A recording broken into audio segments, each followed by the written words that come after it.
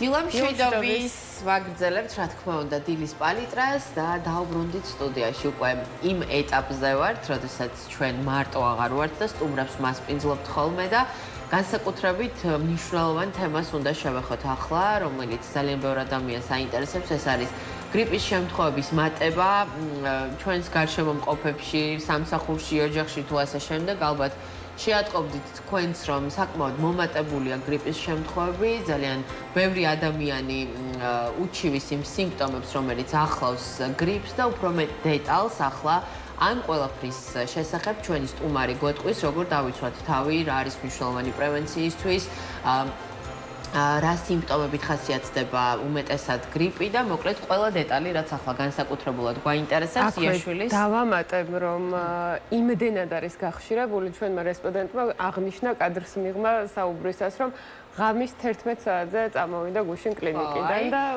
კი ბატონო, ვისაუბრებთ ახლა ამ ყველაფერზე. იაშვილის სახელობის ბავშვთა ცენტრალური საავადმყოფოს პედიატრი ანა მაღრაძეა ჩვენთან. ანა, დილამშვიდობის, მადლობა პირველ რიგში, რომ მობრძანდით, მიუხედავად ესეთი დატვირთული რეჟიმისა და დილიდან ჩვენთან ხართ. რა ხდება ახლა? დაიწყო თუ არა უკვე ის სეზონი, რომელსაც განსაკუთრებულად ველოდებით ხოლმე მთელი წელი, როდესაც პიკს აღწევს რაღაცნაირად გრიპის შემთხვევები და რა მდგომარეობა გვაქვს ახლა ქვეყანაში? მოგესალმებით კიდევ ერთხელ, მოგეხსენებათ შემოდგომის მიწურულს და უკვე ზამთრის დასაწყისში ზომიერი კლიმატის ქვეყნებში და მათ შორის ჩვენთანაც უკვე იწყება გრიპის სეზონური აფეთქება, რაც ხდება ყოველწლიურად, ფაქტიურად ეს არ არის ახალი და უცხო ჩვენთვის, თუმცა ყოველ ჯერზე, რა თქმა უნდა, იწვევს აღშფოთებას, პაციენტების მომართვიანობის ზრდას, რაც განპირობებულია სწორედ მისი მწვავედ გამოვლენილი სიმპტომებით, რაც ახასიათებს უშუალოდ გრიპის ვირუსს. მოგეხსენებათ, გრიპის რამდენიმე სახის ვირუსი არსებობს.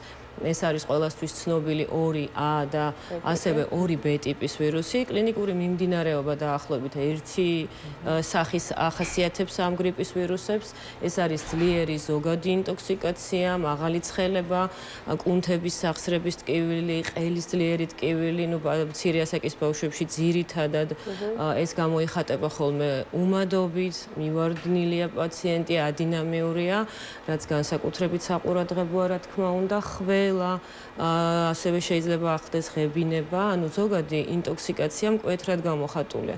შესაბამისად, პაციენტების მომართვიანობა და ჩივილები ამ პერიოდში მკვეთრად გაზრდილია, რაც იწვევს სწორედ აი ამ ნაკადის ზრდას პაციენტებში და რა თქმა უნდა, მათი სწორი მართვა, სწორი დაკვალიანება არის აუცილებელი. არიან გარკვეული კატეგორიები, რომელთა ვთქვათ, სახლში დატოვება სახიფათოა ამ დროს, თუმცა ძირითადი ნაწილი, რა თქმა უნდა, ბინაზე მკურნალობს. დიახ, არის გარკვეული რისკ ჯგუფები, რომელთა მართვა ბინის პირობებში გრიპის ვირუსის აფეთქების დროს და თუ მას უდასტურდება გრიპის ვირუსი და გამოხატულია კლინიკური სიმპტომატიკა მწვავედ, რა თქმა უნდა, ასეთი პაციენტები საჭიროებენ სტაციონარულ მკურნალობას. ეს არის მცირე ასაკის ბავშვები, ყველაზე მეტად არის ეს 6 თვემდე ასაკი, თუმცა 2 წლამდე ასაკიც, რა თქმა უნდა, საყურადღებოა. არის ქრონიკული თანხლები და დაავადებების მქონე პაციენტები, არის მოხუცები, ონკოპაციენტები, რა თქმა უნდა, ვისაც აქვს დიაბეტი, ვთქვათ, სასუნთქის სისტემის ქრონიკული დაავადებები, რომელთა მართვა ბინაზე გრიპის ვირუსის დადასტურების შემთხვევაში სარისკოა, შესაბამისად და ყველაზე ხშირი გართულება მე მგონი პნევმონიაა, ხო, რაც ახასიათებს. დიახ, გრიპის გართულებები საკმაოდ ხშირია, ანუ ხშირად ახასიათებს გართულებები სწორედ აი ამ რისკ ჯგუფებში და შესაბამისად მეტად ესე ვთქვათ, ყურადღებით ვართ ესეთ პაციენტებთან.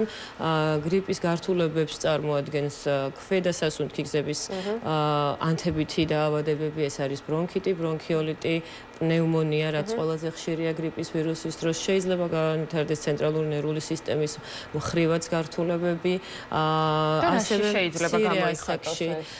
იცი რა, რაც უფრო მცირე ახლა უფრო პედიატრიულ კონტინგენტს ვახსენებ, რაც უფრო მცირე ასაკისაა ბავშვი, მეტი რისკია იმ გართულებების განვითარების. შესაბამისად ვითარდება, ვთქვათ, პნევმონია, რაც პატარა ასაკში გამოიხატება ძლიერი ადინამიით, სუნთქვის სიხშირის გაზრდით, ანუ ქოშინი, გაძნელებული სუნთქვა, რასაც უნდა მიაქციოს მშობელმა ყურადღება. ბოდიში რომ გაწყვეტინებთ, როგორ გავარჩიოთ ერთმანეთისგან ბრონქიტი და პნევმონია სახლის პირობებში, თუ არის ეს შესაძლებელი? სახლის პირობებში ცოტა რთულია მშობლისთვის, თუ გამოცდილი მშობელია. პნევმონიის შემთხვევაში ინტოქსიკაციის კლინიკა მეტად გამოხატულია. მეტად ადინამიურია ბავშვი, უფრო მივარდნილია, უარს ამბობს სითხის მიღებაზე, უარს ამბობს საკვებზე. გამოხატული შეიძლება იყოს ცხელებაც, შეიძლება სიცხე მაღალი არ იყოს, მაგრამ უფრო მეტად ინტოქსიკაცია იყოს წინ წამოსული ზოგადი, ვიდრე ვთქვათ კლინიკური სიმპტომები. და ქოშინის სუნთქვის გახშირება, გაძნელება, რაც უფრო მცირე ასაკის არის ბავშვი, მით უფრო პირველ სადიაგნოსტიკო კრიტერიუმს სწორედ სუნთქვის სიხშირის კონტროლი წარმოადგენს. მოზრდილ ასაკში ამას უკვე თვითონ ჩივილის სახითაც შეიძლება თქვას პაციენტმა და თქვენ შეატყოთ, რომ ვთქვათ რაღაცა უფრო გაუხანგრძლივდა ეს ხოლა და ასე შემდეგ.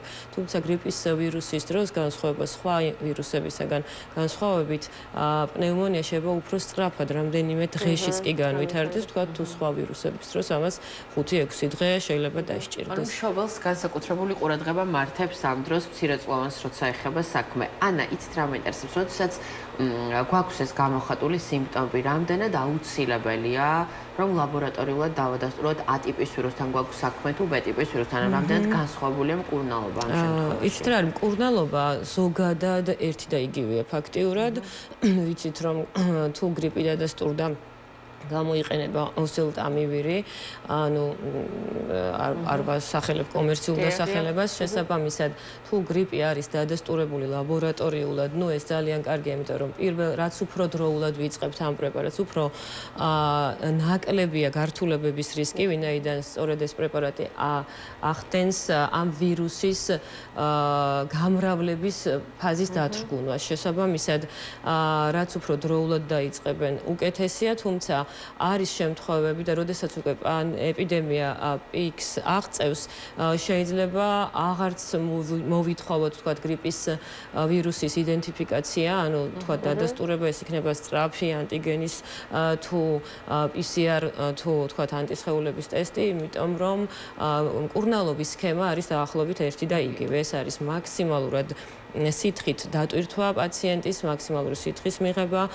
ეს არის ცხელების სწორი მართვა, ვიცით რომ ბავშვებში ძირითადად ორი ჯგუფის პრეპარატი გვაქვს, ეს არის იბუპროფენი, აცეტამინოფენი, ეს არის თანხლების სიმპტომების, ეს ხველა, სურდო თუ ასე შემდეგ, სწორი მართვა და სიმპტომური მკურნალობა, დაახლოებით 5-დან 7 დღემდე გრძელდება ეს მწვავე სიმპტომატიკა, შეიძლება სიმპტომები გაგრძელდეს 10-14 დღემდეც უკვე გართულების შემთხვევაში. შესაბამისად, თუ პაციენტი არის კონტაქტში გრიპით დაავადებულ ადამიანთან და თუ მას დაეწყო სიმპტომები, აქ უკვე ვთვლით, რომ ეს არის სიმპტომები უკვე ვთქვით, როგორიც არის, აქ უკვე აღარ ველოდებით, თქვათ, ტესტის ჩატარებას, ვინაიდან ეხლა უკვე ძალიან გადატვირთულია როგორც ლაბორატორიები, ასევე სასწრაფო სამედიცინო დახმარების ბრიგადები, შესაბამისად, კონტაქტირებული პირი, თუ მას ეწყება მწვავე კლინიკური სიმპტომები, რაც ახასიათებს გრიპს, პირდაპირ ვთქვათ, ვიწყებთ და ვმართავთ როგორც მწვავე გრიპის შემთხვევას. ანა, პრევენციული გზები გარდა ვაქცინაციისა, რა შეიძლება იყოს? იმუნიტეტის გასაძლიერებელი კვება, ასევე ბევრი მშობელი ამ დროს ითხოვს ხოლმე საკვებ დანამატებს ან ვიტამინებს. აი, ამ შემთხვევაში რა რეკომენდაციები შეგვიძლია რომ გავაცნოთ?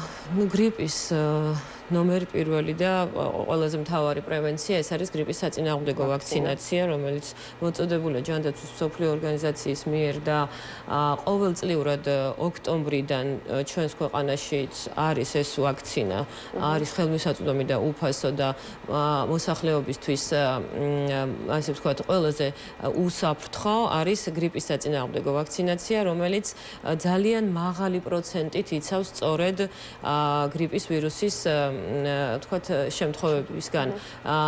სხვა პრევენციის გზებს რაც შეეხება, ეს არის დისტანცირება, თუ პაციენტს აქვს მწვავე კლინიკური სიმპტომები, უნდა მოხდეს მისი იზოლაციაც, ანუ თუ ახლა ერთ სახლის პირობებში არიან ცალკე ოთახში, მაქსიმალურად სითხის მიღება, ოთახის ხშირიდან განიავება, სველი წესით დამუშავება, რაც შეეხება სხვა გამაჯანსაღებელ თქვათ დანამატებს, ერთადერთი რაც შემიძლია გირჩიოთ, ეს არის, ну, რა თქმა უნდა, ჯანსაღიკვება, რაც ისედაც ყველასთვის აუცილებელია, ხილი, ბოსტნეული, უფრო სითხის შემცველი პროდუქტების მაქსიმალურად მიღება, ხოლო ვიტამინები და რა თქმა უნდა, საკვები დანამატები გრიპის და ვერანაირი ვირუსისგან ჩვენ ვერ დაგვიცავთ. არა, დაცვა იმუნიტეტის სასამაღლებლად. ის არის იმუნიტეტის ამაღლება არის, აი, სულ ეუბნები ხოლმე პაციენტებს, რომ ბავშვებმა ეხლა მით უმეტეს ვიცით 21 საუკუნის პრობლემაა, ბავშვებმა მაქსიმალური დრო უნდა გაატარონ სუფთა ჰაერზე.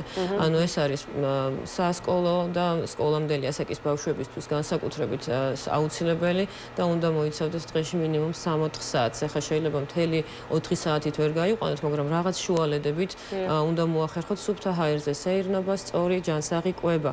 რაც მთავარია, თუ ბავშვს აქვს რომელიმე ვიტამინის ან მიკროელემენტის დეფიციტი, ამას უკვე ექიმი ადგენს კონკრეტული ლაბორატორიული ტესტებით, კონკრეტული ჩივილების მიხედვით და ესე რომ ყველამ ახლა ვიტამინები და დანამატები მიიღოს, რა თქმა უნდა, ეს იმუნიტეტთან ერთად. ანა, თვითონ კონკრეტულად ეს გრიპის ვირუსი A და B ტიპის რამდენად ტოვებს თავის იმუნიტეტს? ან რამდენი ხნის განმავლობაში შეგვიძლია რომ ვიყოთ დაცულები ამ მხრივ?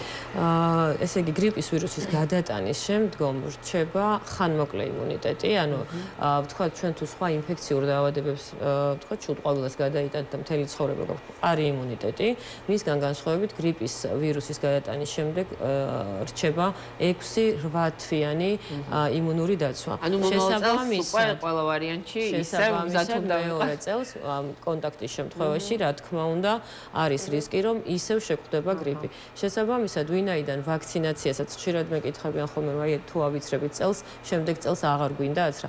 რა თქმა უნდა, ვაქცინაციის შემთხვევაშიც იგივეა, დგება ხანმოკლე იმუნიტეტი 6-8 თვიანი, ის იცავს კონკრეტულად 4 გრიპის ვირუსისგან, აი ხშირად ყოფილა პროტესტი, რომ აი ჩვენ შარშან ავიცერით, მაგრამ აი ოქტომბერში, ნოემბერშიც რო ავიცერით თქვათ, დეკემბერშიც და მე გაზაფხულზეც ძალიან ბევრჯერ იავადა ბავშვმა.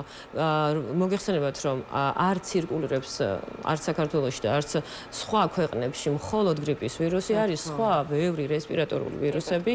შესაბამისად, ბავშვი მას შეიძლება ეს სხვა ინფექციები გადაიტანოს, თუმცა სწორედ აი ამ პერიოდში, როდესაც არის მწვავე ეპიდემია გრიპის ვირუსის, ბავშვი და მოზრდილიც, რა თქმა უნდა, იქნება მაქსიმალურად დაცული. ეს ალბათ ისევ ცოდნის დეფიციტთან მიდის ეს ყველაფერი, იმიტომ რომ არ აქვს მოსახლეობას სრული ინფორმაცია იმასთან დაკავშირებით, თუ რა ტიპის ვაქცინაციას იკეთებს. ახლა ძალიან ბევრს ალბათ ისიც გონია, რომ თუ ვაქცინაციას გავიკეთებთ, საერთოდ არ უნდა შევხვდეს არც გრიპის და არც სხვა დანარჩენი 3 ვირუსები.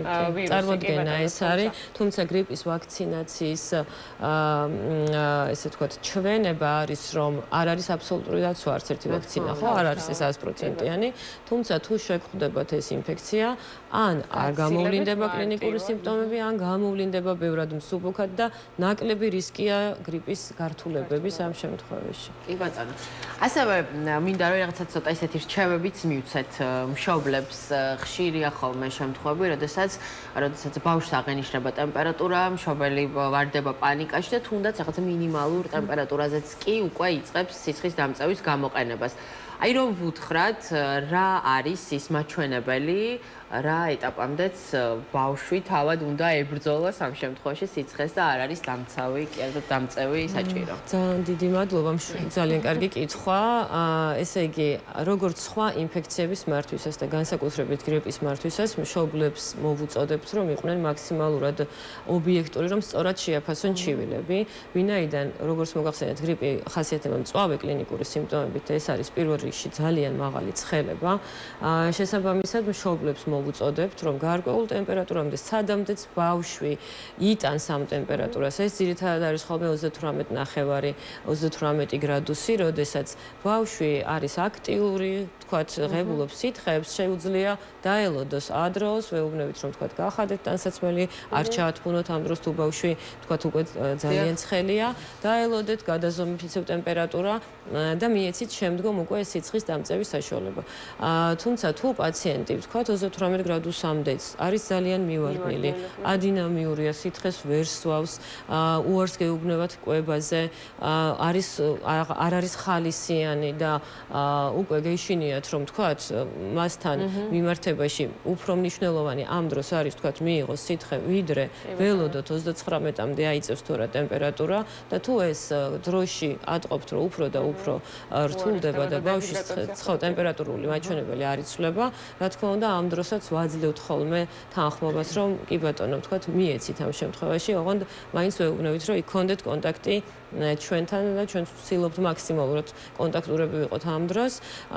თუმცა ძირითადად მაინც ვაძლევთ რეკომენდაციას, რომ გარკვეული ინტერვალები დაიცვან ცხელების მართვისას. არის ხოლმე შემთხვევები, რომ აი იბუპროფენის დავალევინე არ დაიწია და 9 საათში აცეტამინოფენი მიეცი, ან გამოიყენა იგივე სანთლები, რაც კატეგორიულად დაუშვებელია, ვინაიდან ძალიან დიდი დატვირთვაა ეს განსაკუთრებით ღვიძლისთვის. შესაბამისად, ვეუბნებით, რომ დაელოდონ. დაახლოებით 9 საათიდან 1 საათამდე სჭირდება ამ პრეპარატებს, რომ იმოქმედონ და დაიწყონ ცხელების. შუალედი რამხელა უნდა იყოს 4-5 საათი მაინც. აი იბუპროფენის ორი მიღებას შორის 6-8 საათი უნდა იყოს დაცული შუალედი. აცეტამინოფენის შემთხვევაში ეს შეიძლება იყოს 4-6 საათი და აუცილებელია შუა პერიოდში თუ ბავშვს ცივა, იცით ხო, რომ შემცივნებით კანკალით იწყება აწევა ტემპერატურის, ამ დროს ხელები, ფეხები, წარსული ნაწილები გაყინულია.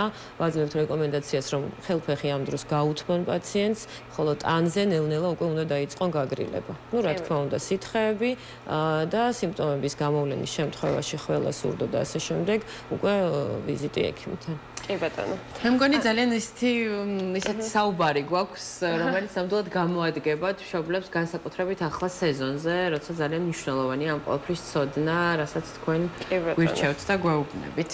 ანა, ბოლოსკენ რომ შევაჯამოთ ეს ყველაფერი, სტატისტიკურად ჩვენ გადაცემა ასე დავიწყეთ, რომ ძალიან გაზრდილია გრიპის ვირუსის შემთხვევები, ხო? პრევენციაზეც ვისაუბრეთ, აღვნიშნეთ ყველაფერი, თუმცა კიდევ ერთხელ ვაქცინაზე რომ გავამახვილოთ ყურადღება ვაქცინაციაზე და ახლა აი ძალიან ბევრი სკეპტიკურად არის ზოგადად განწყობილი, მაგრამ აი ახლა, როდესაც პიკშია ეს ვირუსი, აქვს თუ არა აზრი ვაქცინაციას და რატომ უნდა გავიკეთოთ ვაქცინაცია კიდევ ერთხელ უთხრათ მამაკაცებს. ეს კითხვაც ძალიან ხშირია. აი ახლა თქვათ რომ შეხვდებათ ან ოჯახის წევრს ან მეგობარზე გაიგეს რომ გადაიტანა ან შეხვდა უკვე ეს გრიპის ვირუსი და არის ესეთი მწვავე კლინიკა. ხშირი მომართვიანობაა ხოლმე რომ აი ჩვენს ხო არა ვიცრათ თუ დავაგვიანეთ.